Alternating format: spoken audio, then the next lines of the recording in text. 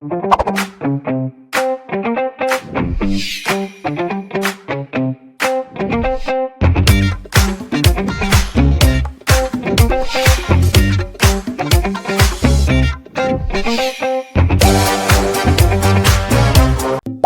friends!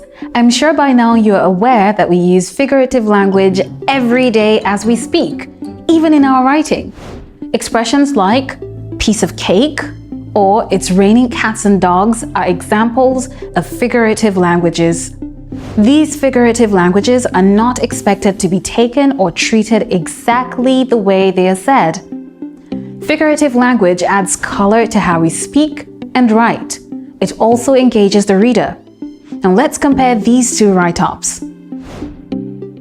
The observer looked at the shop. He could tell the employees could barely move because the store was so crowded. In fact, they were not allowed to sit or move because their boss forbade it. They secretly wished they were free to do as they pleased. Now let's compare what we just read with another version of the same story. He stared at the shop, which was a dreary prison. Immovable and packed like a tin of sardine, the employees stood still, almost as though they lived their lives in chains and hoped that freedom would kiss them once more. Now we can tell that the second text was laced with a lot of figures of speech and perfectly painted a deeper picture for us. In fact, it added more colors to the first text. This is what figurative language does. It often paints a clearer picture for us to perfectly understand the author's word. Let's see some more examples.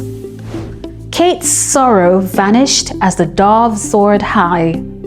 This is an example of symbolism. A dove symbolizes hope. The next example is, my head kept spinning from the new information. Really? Can any information make someone's head spin? This is an obvious exaggeration, which makes it a hyperbole. Next up, we have James acts like a fox. This is a simile used to indirectly compare James to a fox. There could be some characteristics of a fox that James possesses. Another example is, James said to Jane, "You are my sunshine." Of course, Jane doesn't emit the rays of sun, but this is a metaphor which directly compares Jane to sunshine, which means that Jane brightens up James' day or life. And the last we have is, the sun kissed my skin this morning.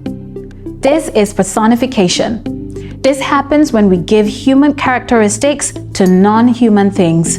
I mean, the sun doesn't even have lips, does it? As we've seen clearly, figurative language is not straightforward. There are other types of figures of speech like irony, paradox, oxymoron, metonymy, synecdoche, and so on. In the next lesson, we will see examples of these figures of speech and how they tie themselves in text. Bye, friends.